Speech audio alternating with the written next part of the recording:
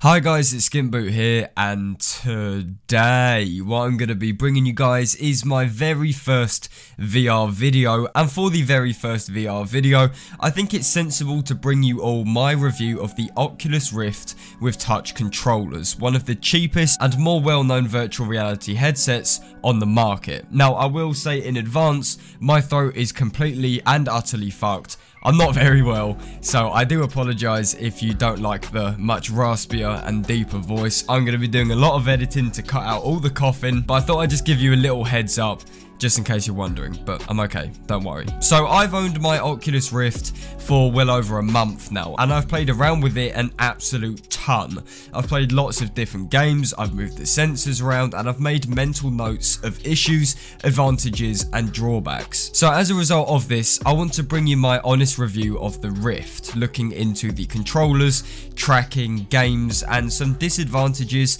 that you should be aware of. So without further ado, please do sit back and relax. Let's get started. Okay, so I think the best place to start with the Rift is the price, and specifically that fat £400 price tag. Now, the Rift is a somewhat affordable option when compared to an HTC Vive, which may cost upwards of £500, £600 in some cases. But is that price difference actually noticeable? Does it feel noticeably cheaper than other options? This was my worry before I invested into my Rift. Many people on the lovely World Wide Web had complained how the Rift's resolution is too poor or the tracking is worse than the Vive, and from this I got a general idea that the overall experience of VR would be ruined if I went with the Rift. And honestly, this was complete bullshit. I haven't used an HTC Vive with the touch controllers like properly. I've only ever used one at Thorpe Park for that Darren Brown ride, and from memory there is literally no difference in quality. Now, yes, the resolution is lower and the tracking is slightly less accurate on the Rift, but at the end of the day, if you haven't experienced an HTC Vive like myself, you won't feel like you've bought an inferior product, I guess you could say. I keep seeing people on the internet saying how Oculus is the iPhone of VR, and yeah, I guess this is true. The design is much nicer, it's much more simple. It seems like the go-to headset for VR, and it's arguably more recognizable by the brand. But unlike an iPhone, a Rift isn't overpriced. You can see where your money goes with this product, especially in the design and build quality. The smooth texture of the headset is much more pleasing than the Vive's weird bobbly design, and the sensors have this slick design which make them never look out of place in, say, an office or a game station. The visual quality, which I'll get to soon, is believable and crisp, and the controllers are just damn fine. Again, all of this will be explored in more detail very soon. But what I'm trying to get at here is that just because the Rift is a cheaper option compared to the Vive, it doesn't mean you're getting a noticeably cheaper experience. If you're picky about resolution and the specs, then yes, the Rift is inferior. But by the time you have experienced it, you'll honestly forget that this headset was a good £100 cheaper than the alternative. The only complaint I do have with the actual purchase of the Rift was Amazon, specifically UK Amazon. Now, I don't know if this was an Amazon only issue or maybe a Rift issue, because when I ordered the Oculus Rift off Amazon, my order was just cancelled for absolutely no reason. I wasn't even told it was cancelled until I got onto Amazon live chat and only got like a £5 compensation for being left in the dark about a £400 package that would never arrive. I don't know why the fuck they cancelled it. They didn't even give me an option. They straight up said, we can't tell you why it's been cancelled. So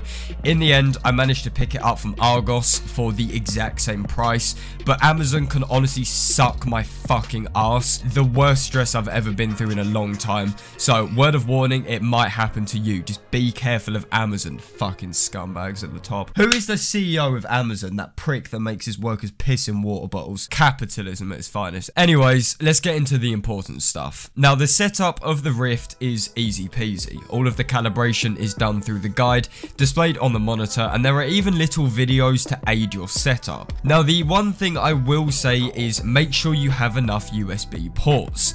I knew about this in advance, and especially with the whole USB 2.0 versus 3.0 issue that the Rift kind of throws in your face, I was very worried about the setup just flat out not working, that something would fuck up, that a cable wouldn't work, and it was kind of stressful. I would highly recommend that you sort out all of your cables before the Rift even arrives, as otherwise you're going to be pulling everything out and fucking your cable management up. There is just a lot of stuff to plug in, and I would definitely prepare for this by unplugging what you don't need, or maybe tightening up your cable management, because you're going to be plugging in something like 4 different USBs, like a fucking HDMI cable. There is a lot, okay? As for the 3.0 ports and this whole debate with will it work with 2.0, yes, I use 2.0 ports for basically all of the USBs, and I've had 0 issues, so that might just be some precautions set in place. I did, however, have a single issue where one sensor during the setup was not being picked up, and after about 10 minutes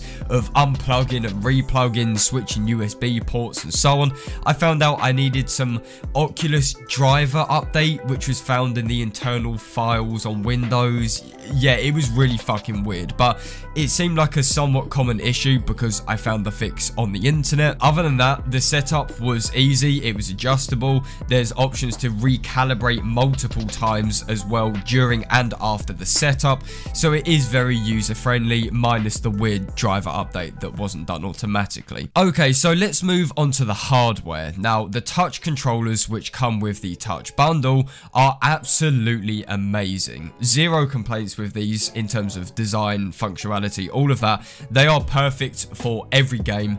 They feel natural, they look nice, they're easily hideable. They are so goddamn good, I couldn't have asked for anything better. The default batteries that come with the controllers are also a nice gesture. I did appreciate this, I thought it was a nice little touch. However, they did run out after about a week or so ensure you've got some spares lying around. I used the default IKEA batteries, they work just fine, so fucking go down to Croydon and get some. The controllers also seem durable as hell. I've hit them a few times together, I've punched a couple wardrobes accidentally, but they stay in perfect condition. There's no scratches, there's no disconnects. The build quality seems very, very strong. The only minor annoyance I have with the controllers, and this is a really petty thing, is how hard it is to swap out batteries. Now, taking the actual cover off the battery holder is fine. It's like a magnet, it's really snappy, it's really satisfying, but the battery itself, pulling that out is fucking hard. I don't know if I'm just really special and I'm missing an easier way to do this, but unless you have really sharp nails,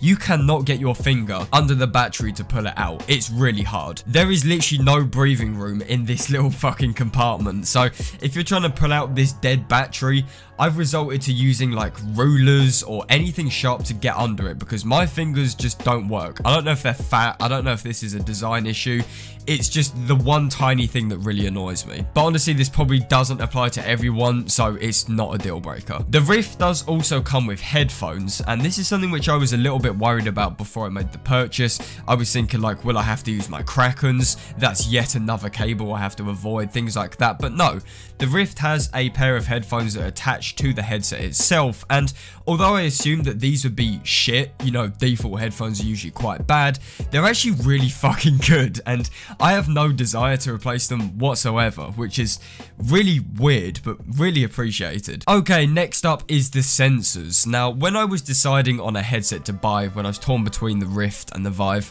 the Rift always appealed to me way more due to the sensors being on stands.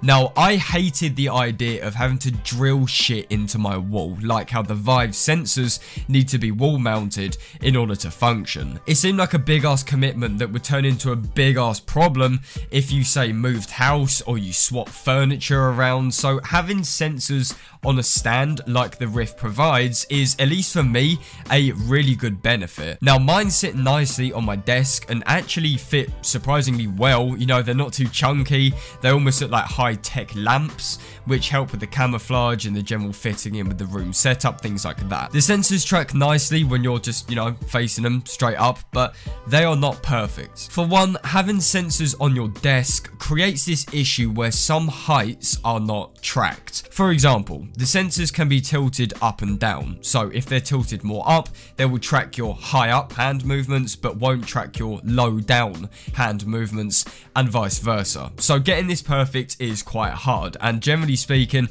I prefer to have them higher up than lower down, but this depends on the game. And with two sensors, there will likely be some issues where tracking does mess up. This also applies to 360 room tracking, as two sensors barely allow for this. In my current setup, turning a full 360 degrees creates some really dodgy tracking because I'm just not facing the sensors. I have my back to them, and they obviously can't predict my hand movements if they can't see me. And this is one of the biggest issues with only having two sensors.